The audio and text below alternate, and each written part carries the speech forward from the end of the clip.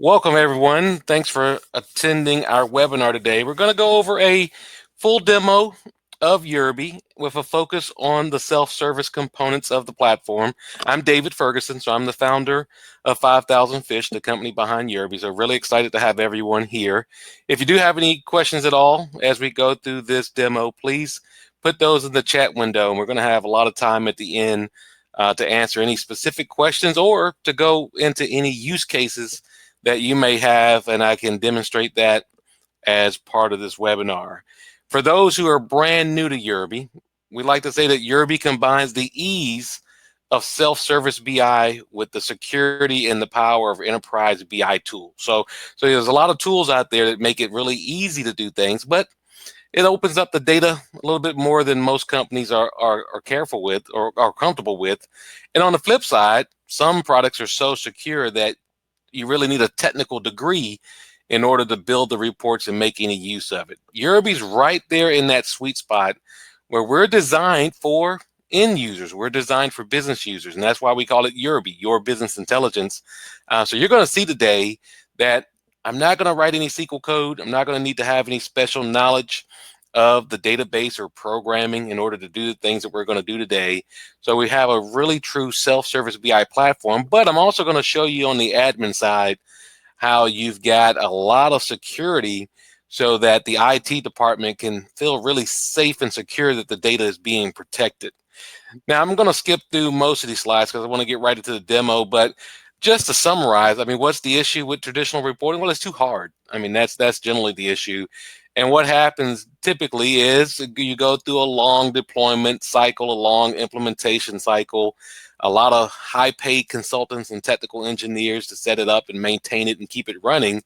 And then you toss it over the fence to end users. And even if you do invest in a lot of training to train those end users up, they find it difficult to use. And when they find it difficult to use, essentially they find alternate means, which might mean going back to Microsoft Excel or just going without data.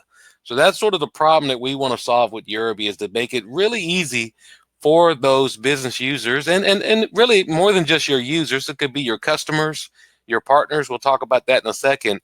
But Yurbi opens up that data securely to anyone who needs it, and you don't have to have a lot of training to use the product. It's very intuitive, very lightweight.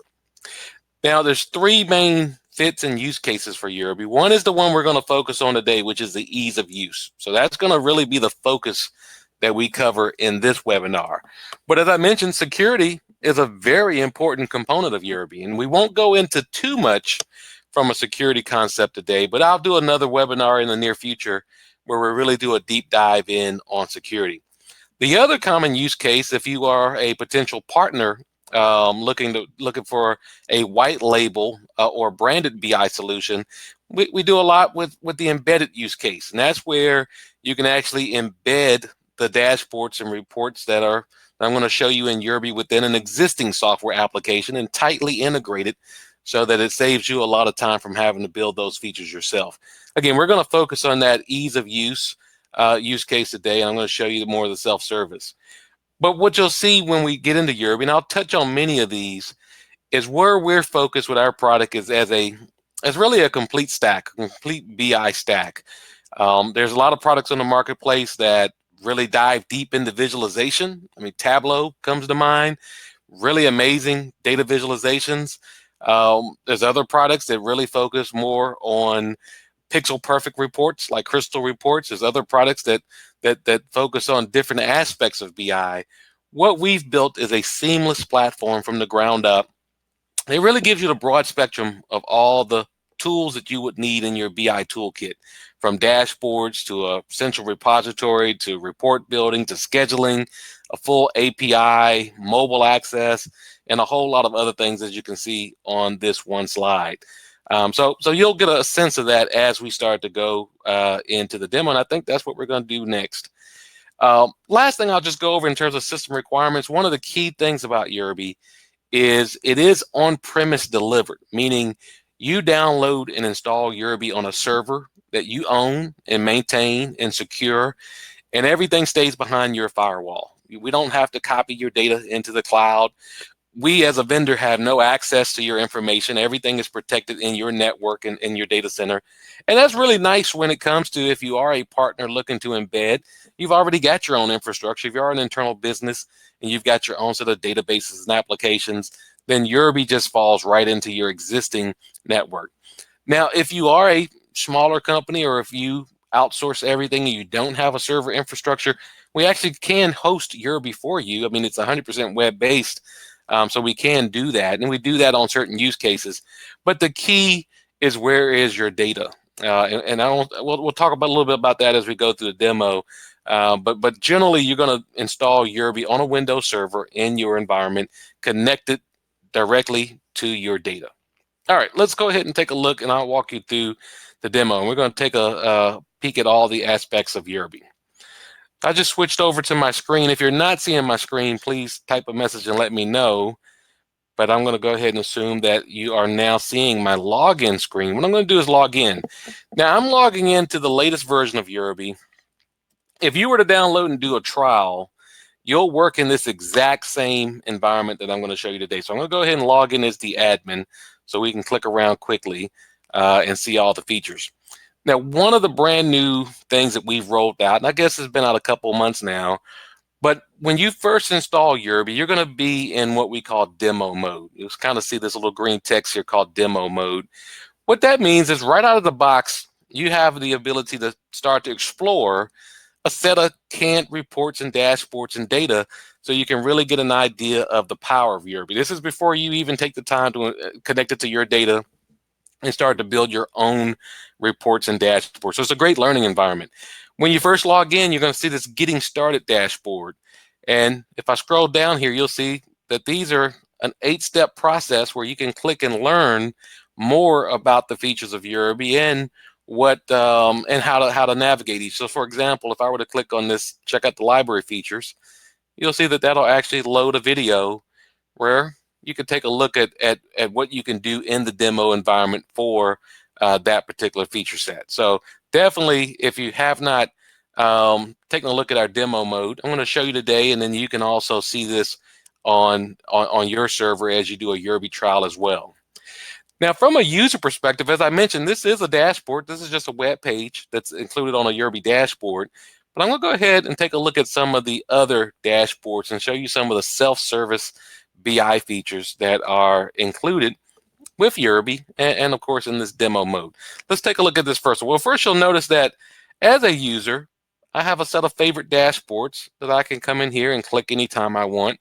You'll also see a button here for Create Dashboard. If we have time, we'll actually build a dashboard, and I'll show you how easy that is from a self-service perspective.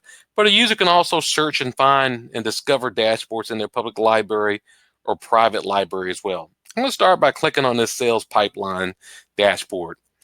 Now, one of the key things about Yurbi is every time we run a dashboard or a report, we're going real time live to the data that Yurbi's connected to. So I just fetched out this data from a live database feed. We're not caching it or copying it or building some sort of intermediate data store. We're going to the truth of source. And you could also go to a replicated or a data warehouse or anything like that as well. And what we're doing is we're bringing back that data in the combination of visualizations and data tables that you design in the builder. So when we get to the builder, you'll kind of see how we built some of these reports. The goal from a self-service perspective is to make these dashboards as interactive as possible so that the end user can see the information at a high level, but then be able to filter and drill down and analyze and understand what's behind that data as needed. So for example, if I see these 1,500 opportunities and I want to kind of have an indication of what is that, if I click, that's our drill down action. And we just drilled down into another report, in this case, a data table. And I'll show you a couple other drill downs here in a second. And there's a couple things that a user could do here. They could start to filter. And this filtering is going to be intuitive based on the data type. I just clicked on a date, and I can come in and say, well, show me everything in 2018 and quickly filter that down. You'll see now I've got my 2018 dates here. I can also filter on a character field. You'll see there'll be character-based strings that I can put in here. If I filter on a numeric operator, I'll have numerical operations. So it's very easy for users to start to narrow that data down to exactly what they like. And they can also, this little icon here allows them to toggle that filter and convert that into more of a pick list style filter. Let's filter that down even more. Of course, users can sort. I can click on a column and sort and drag. And I can also drag and drop, literally by multiple levels of opportunity.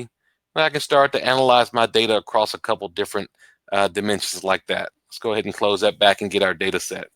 And you'll also see that it's not just limited to a single level of drill down, but there's actually 3 different drill downs on this one data grid, where if I want to see it by account or by sales rep or by the specific opportunity, I can drill even further. I'll click here and drill down into this particular sales rep, and now that data is going to be limited to just that particular sales rep. And I can go back and have that initial view that I looked at. And as a user starts to do that filtering and all of that dragging and dropping, they also have the ability at that point to export. So another self-service feature at that point, they can export into common formats and either save that to their desktop or send it to their email if email is configured on the server. So a lot of stuff, and they can print as well. We'll talk about the print in a second. Let's go ahead and close that down.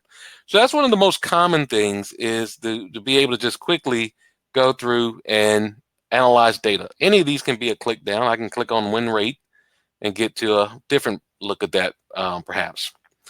Now, the other thing is the concept of filters and views. And this is a new feature in Yurbi, which is extremely powerful from a self-service perspective. Now, as you build a dashboard in Yurbi, you're able to build a set of filters. You'll see this save this view. You're able to save this. Now, when the owner of the dashboard or the manager of the dashboard does that, they can include that view so that everybody has access to that view. You'll see here I've got one already created. When the individual user who may have only read-only access to that dashboard creates a filter and saves a view, it becomes a personal view just for them. They're the only ones that have access to that. So it's really powerful that you can send out a set of preset filter views for users, but users can also create their own. We'll do that in a second. First, I'll show you what these views look like. I'll activate this view. You'll see that I've got a couple filters predefined here, and in this case, I've loaded them all turned off. So you can have these filters saved in an on or off scenario. And if I want to at this point say, well, let me see a specific account, I could just hit the star and turn that on. And now that dashboard is going to be restricted to just that one particular account. You can see account name is Umbrella Corporation here in this column. And this little icon here, the caret symbol at the end of the filter, if I were to click on that, it'll actually give me a drill down, a drop list of all the other companies or accounts in this database that I have access to. And that's an important concept to grasp, because with security, behind the scenes, there's an element of security that's limiting all of the data and all of the drop down lists and things like that based on who's logged in and what their security permissions are. So an individual sales rep may only see the accounts that they belong to. So you'll see now I've changed to Y Corporation and I've got that information there. And I could go on further and turn on any of these other sort of filters as well. Let's turn on that product basic. And now you'll see I'm down to just one active opportunity, as you can see in the data table here, for the Y Corporation and for this particular product. And that's sort of the power of the filter sets. Let's take a look at a couple different dashboards. I'll bring this one up. You'll see as I switch a dashboard, all of that will load in the context of how the builder designed that dashboard. This one has a combination of historical trend charts and graphs.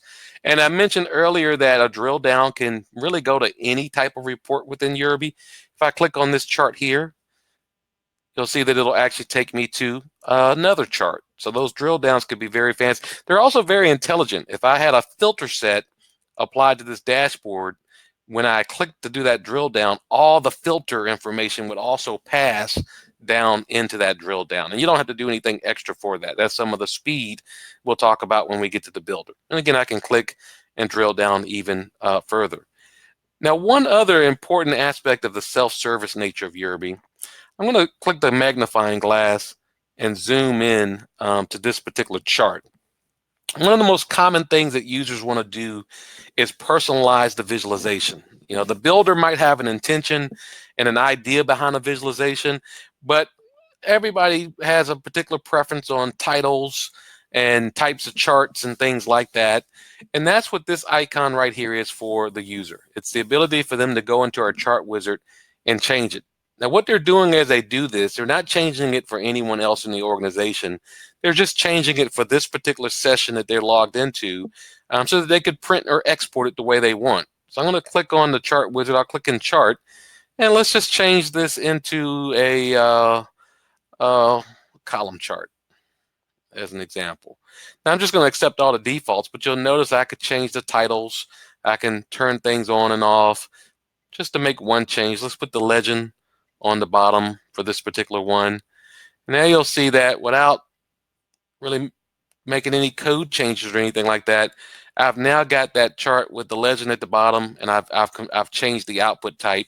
And if I were to print or export this, it'll go out the way it has it on the screen. So again, an element of self-service that as the builder of a report, as an organization that has to maintain and deliver these reports, you don't have to build one report for every potential use case or preference of each individual user.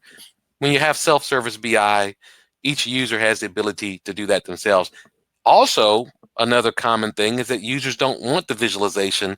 What they really want is the data behind that visualization. And you'll see here report data. I can click back and get to the raw data that's making up that chart. And of course, as you saw before, be able to export that into Excel, which is the #1 business tool that users could then go in and use that data for other purposes. And you'll see also the concept of save views here. This one has quite a few more that a user could turn on. Now, I'm going to log out for a second and show you an example. And this is actually part of the demo environment. I'm going to log in as a actual end user. This would be an individual sales rep, just to show you that concept of what they see with those save views. So you'll notice I'm logging in. We're looking at that same dashboard that we saw before, but there's a filter already defaulted. And that's another aspect of those self-service type of capabilities. What this user did, you'll notice there's 2 filters now. They built their own view and they defaulted it. They clicked that little gold star. And that means every time they come into this dashboard environment, they have that preloaded and they can go ahead and start to use it. And what's nice about it from a user perspective, they can go in and build a new filter anytime they want across any text, numeric, or date range that each report might have. So for example, if I pick date, I could go through and associate on each of my widgets which date field I want associated with this filter. You'll see this one has 2. I'm going to pick created date across these. So you can imagine as you build reports, it's important to have all your reports have the fields that each user wants to filter on. And we're going to talk about that in the upcoming webinar. So if you're not signed up for our webinar on the deep dive of how to build these filters, we'll definitely go into a lot of detail on that. I'm just going to call this date. I'm going to create a criteria and add that to the table and save it. And you'll see now that's going to create me a filter, have it turned on.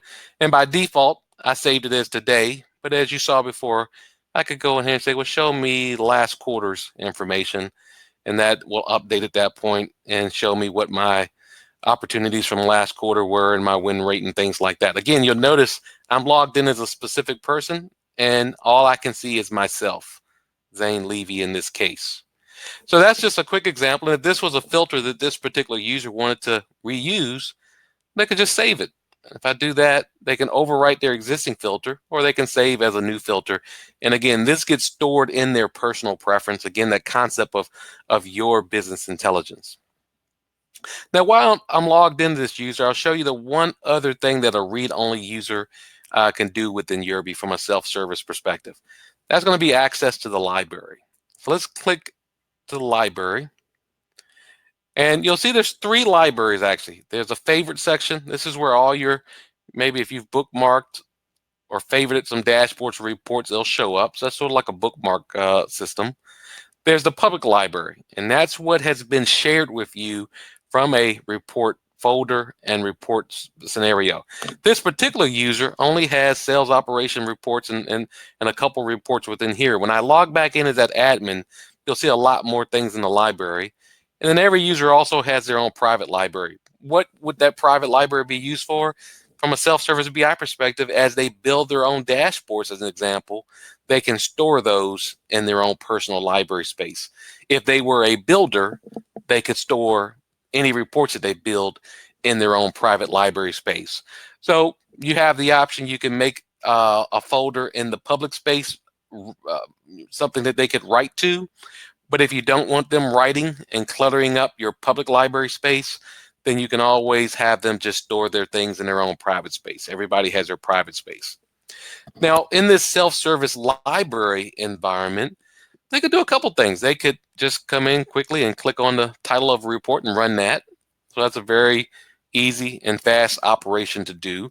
You'll notice I could favorite any of these reports. So if I click that little gold star, that now I don't have to navigate through the folder system anymore. I can quickly get to my favorite reports. Again, that's a personal preference. It's tied to this particular user ID. And then the most common last thing that users are going to do in this self-service library is schedule. So without having to go to an administrator or to ask someone else to schedule on their behalf, each user has the ability to click on that schedule and walk through a wizard and schedule their own report. And they're able to pick things like, when do they want that to start? What time do they want the report to go out on a regular basis? Let's pick 8 o'clock in the morning, starting on Fridays.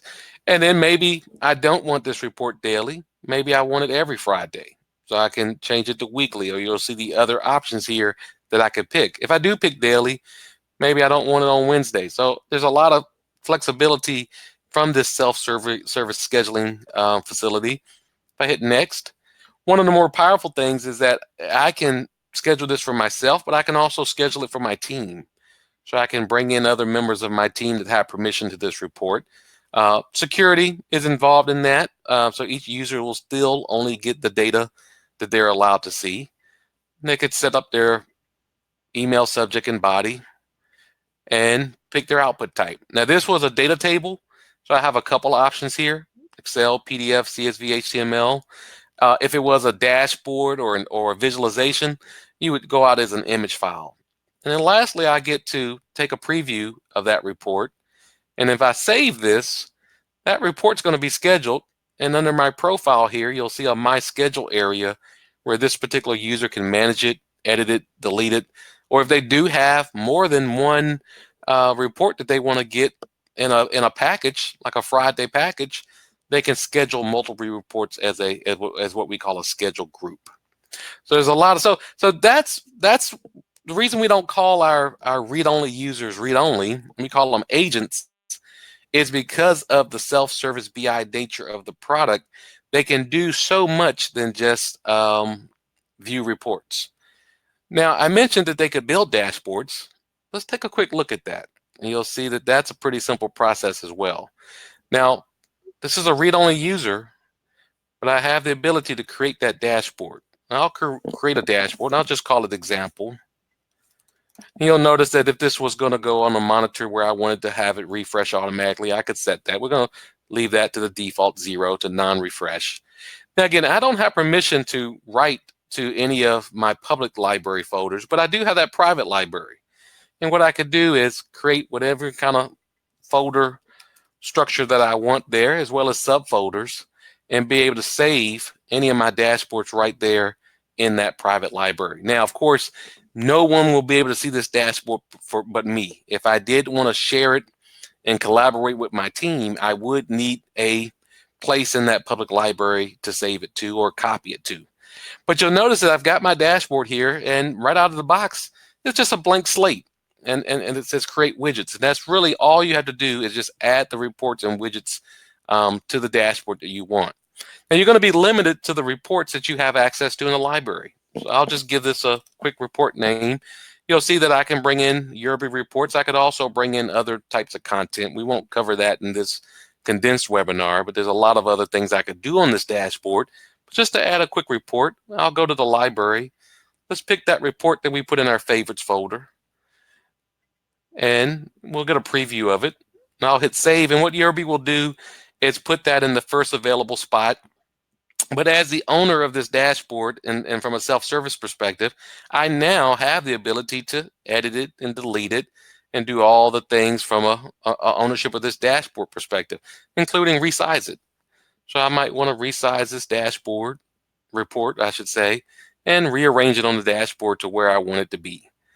And then if I wanted to add more, I would just add a new widget and repeat that step. And I could also go in and add filters and save views just as you saw before. And now this dashboard is going to be in my list. And from a self-service perspective, I can control which dashboard is going to be loaded when I log in by just moving it up and down in the list. So a lot of self-service power there. Now I'm going to go back and log back in as the admin, because the next thing I want to show you in this presentation is the builder. That's going to be the other really big self-service aspect to the product. As a refresher, if you do have any questions, be sure to put those in the Q&A. I'll take a peek here and see if there's any so far. We'll have plenty of time to answer those at the end if you do.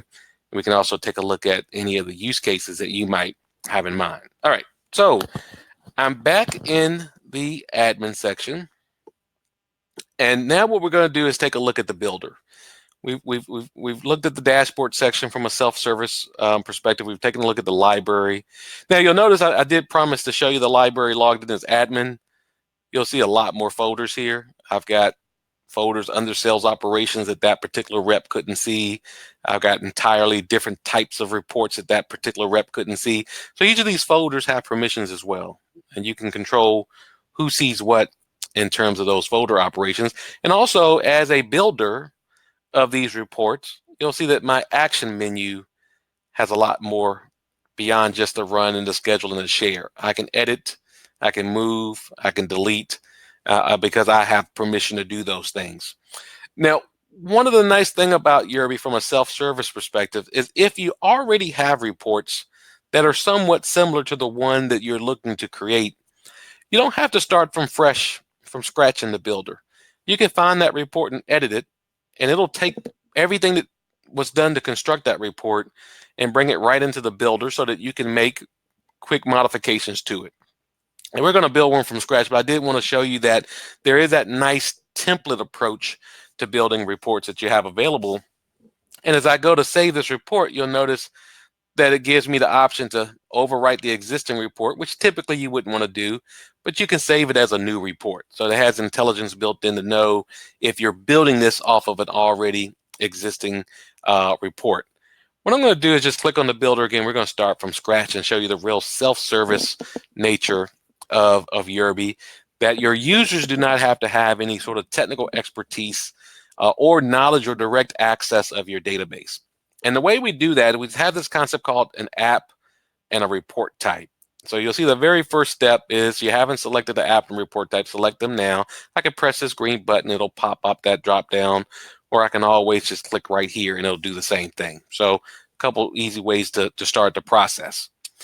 Now, the Yurbi app represents a data source in your environment. So every database you have would be represented by what we call a Yurbi app. And the Yurbi app is just a translator.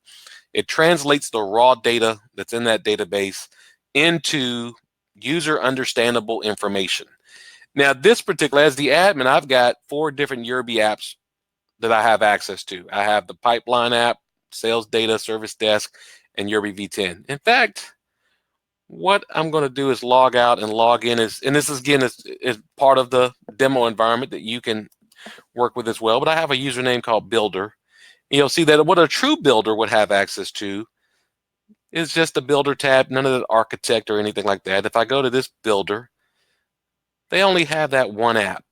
So you can kind of see each individual user, you can control what data sources they have permission to build reports from. Now, as this user selects this app, the very next thing that they would select is their report type. Now, what a report type is, it's a think of it as a grouping or a bucket of similar fields in the database that represent a use case. So generally, your data will have a purpose. It'll have functionality. It'll have meaning to your users. And those report types represent what that meaning is. In this case, I'm working in a help desk scenario. Tickets, if I want to do a ticket report, then I'm going to click the ticket report type. If I want to report on the contacts within the help desk system, then I'm going to use the contacts report type. So it should be pretty intuitive to the user what each of these report types are. And if I click on a report type, I'm going to get all the fields out of that particular data source that that builder has permission to report on. And that's important. It's not every field in the database. It's only the fields that you want that particular user to have access to. So you might have one help desk semantic layer or Yurbi app for your internal help desk team that has a lot of fields. And then maybe some field services team or sales team, sales department might want to do some ad hoc reports out of the help desk. You just give them a couple of key folders and fields that they want. Now, to start to build a report is really simple in Yurbi, and this is where the self-service reporting side comes in. As I expand these folders, I've got a listing of all the fields, and you can have subfolders and things as well. And all I have to do is just simply pick the fields I want in my report. Notice as I pick each field, what Yurbi is going to do is dynamically create that SQL query and go out and fetch that data live in real time and bring back a preview of it. We're only bringing back 50. You'll see a little checkbox here that says preview limit 50 records. I could uncheck that and show them all in the preview window, but what I would suggest is if you do want to see the full query, you just hit view full screen and it'll go out there and it'll bring back, in this case, 2020 records. Let's add a couple more fields. I'll add category. Let's add open date, and let's bring in customer name in this case. You'll see, so every time I add a field, it's adding a column in my data set. Now, if that's all you were looking to do, you're done. You hit save report.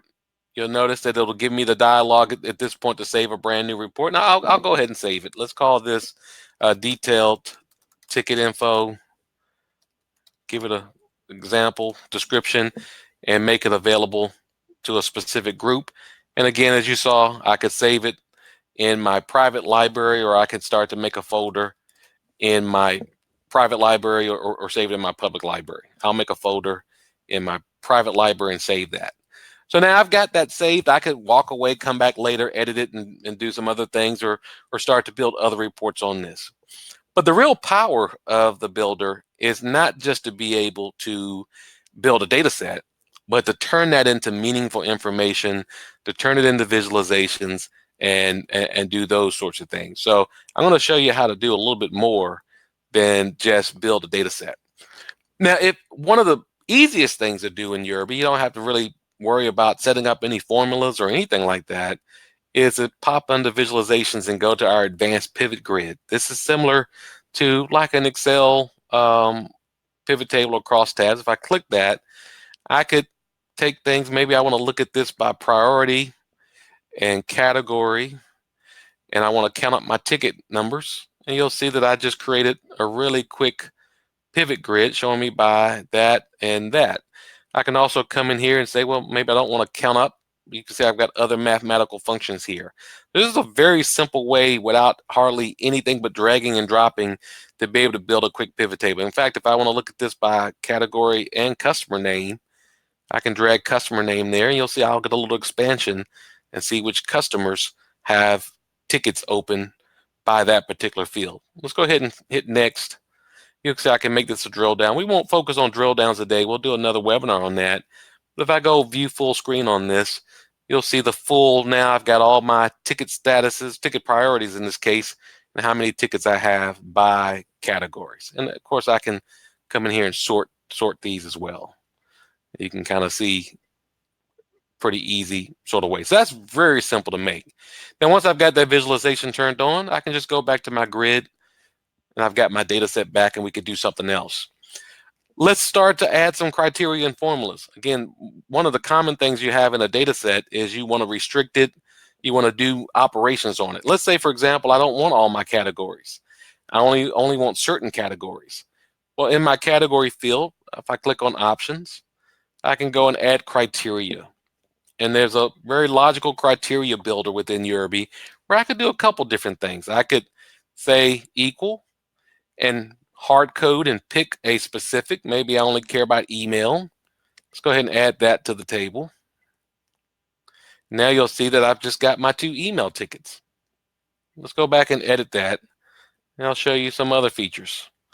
I can prompt and say, hey, Mr. User, every time you run this report, I want you to pick the category. So let's go view full screen, and you'll see now that prompt is there. And I can pick email again if I wanted to, or some other value.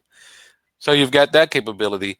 And you also have the ability, and this is a very new feature that you may not have seen. I can do an enlist and prompt for that and make that prompt be a multi-select. So now if I go and view full screen on this one, you'll see that I have a checklist, and I can pick a couple different fields and then take a look at that report for just those 3. Let's drag and drop. You'll see those 3. So I didn't write any code. I mean, it's really simple. That's what we refer to as self-service BI, the ability to do all those sorts of things without having to go and have a developer do those things for you. Let's say it was a date field. I'll go that same process, but you'll recognize that we recognize that it's a date, and we're going to give you time slices. You could do all those same sorts of things. And I'm not getting fully into the criteria builder, but you've got ands and ors and is nots and a whole lot of things here where you can do some pretty powerful constraints on your data set. The next thing from a self-service perspective is to do calculations, to do formulas. And that's where a lot of products in the BI space really fall short when it comes to formula building. We have a pretty powerful one. I'm going to go into the ticket number options and add a formula. And again, I could, out of the box, just pick existing ones. And if I pick my aggregate functions, I've got my averages and counts and sums. Let's do a count, insert to formula, and you'll see I've got it there. I can also reference other report fields. I could do mathematical functions. I could type in here and do all sorts of things. If I was a power user, I could put SQL functions in there. So you've got a lot of ability to do some powerful functions. Now I've got my count on there. You'll see I've got ones across the board here because a couple things. This date is making things pretty unique. So I'm going to go into options and turn visibility off on that date. You'll see my count will look a little bit better. Let's put a sort order. You'll notice every time I turn something on, that card expands to show me the definition of my report. Now this looks a little bit better. And let's change this to number of tickets. That's my label, and you'll notice that right now it says ticket number. Once I click over that, that's going to refresh and it says number of tickets. So very easy to kind of build that report the way you want. And if this is what I wanted, I could save it, but I can also go and turn this into a pivot table, pick my top 10, top 50, top things like that. Let's go ahead and put this into this is what we call our basic pivot. Before I showed you the advanced pivot. So the thing about the basic pivot is I can't have that expansion, that hierarchy of information. I'm only going to be able to look at it by one dimension in the column, one dimension in the row. And that's the big difference. But if I do this, and this is a very common use case, to break it into a table like this for the purpose of building a really nice visualization. And let's go ahead and pop into the chart wizard, and I'll take this into a stacked chart. And I'm just going to accept all the defaults. I won't spend time on the chart. We're getting close to 45 minutes here. But you'll see that without writing any code, I've got the ability to see a nice chart here. It's a very busy chart because I did have so many things there. But what I can do is say, you know what? I really only want to see my top 10. And now that chart's going to look a little bit better from that perspective. So now I've got my top 10 items here for that particular report. And again, I can save it because I started this off of an existing report. I can overwrite or save as. I'm going to go ahead and save as because the first one was a detailed ticket report. I'll call this a summary ticket report. And I'll save it in that same folder. So that's what we mean about self-service BI. That's, as you see, a user. Now, this is definitely a power user. We don't suggest that every user in your environment would go in and do these sorts of things. In fact, most of our customers, they have a dedicated team that is responsible for the report building. And what they're able to do is just not have as technical a person in that role, or if it is a technical person, they don't have to spend as much time writing code and doing things like that. But if you did have a more distributed environment where you wanted to have team leads or individual users have access to this, you could. And each user could start to build reports by learning, watching via videos, and not having to take very detailed classes. If I go into my folder, you'll see those are the two reports we built, and all the features and things that we talked about on the dashboard side are right there. In fact, I could go into my dashboard that we had created. Well, I did that under another user, but I could go back to that one and start to create those dashboards.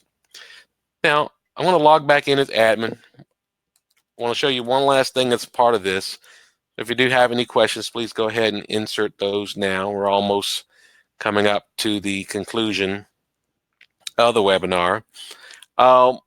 Everything that we just talked about was a self-service aspect for your end users. We talked about that read-only user that we call an agent.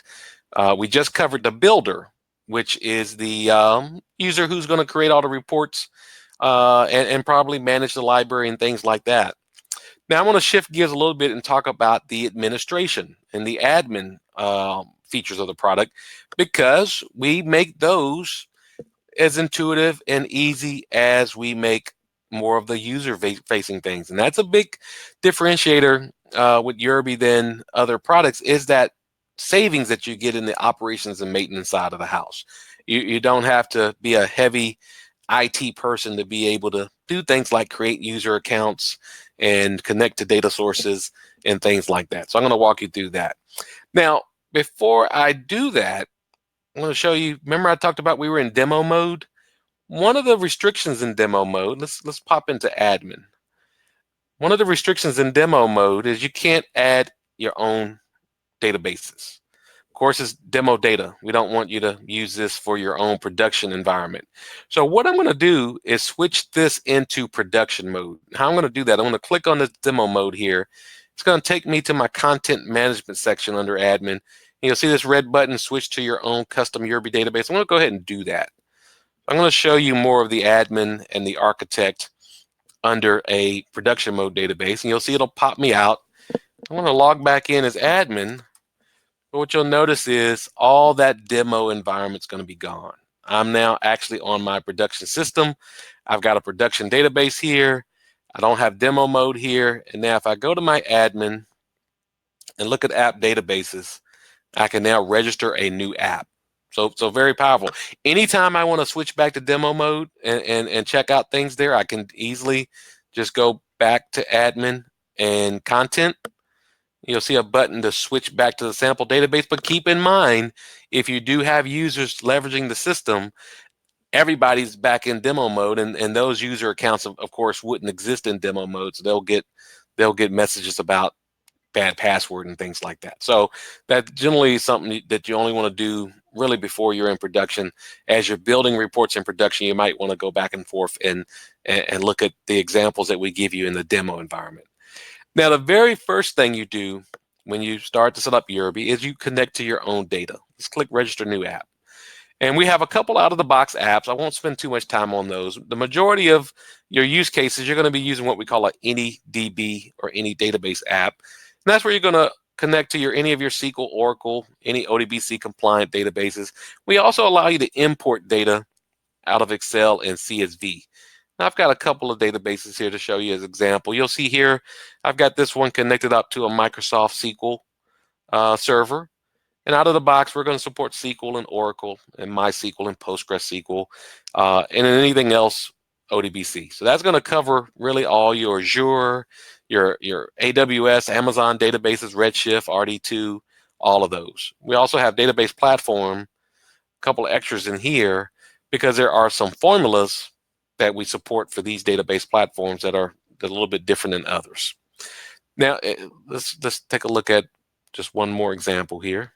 You'll see this is a Postgres database. So Yurbi has no problem talking to different database architectures at the same time.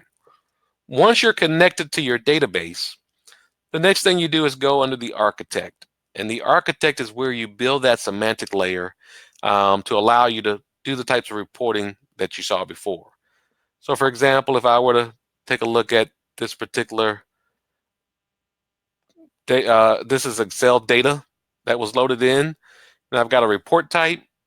I've got all the columns and fields coming from that spreadsheet, or in this case, a database. And I've got the ability to bring those in here. So I won't spend a lot of time on the architect. I just wanted to point that out. We've got other webinars and other that's getting a little bit deep.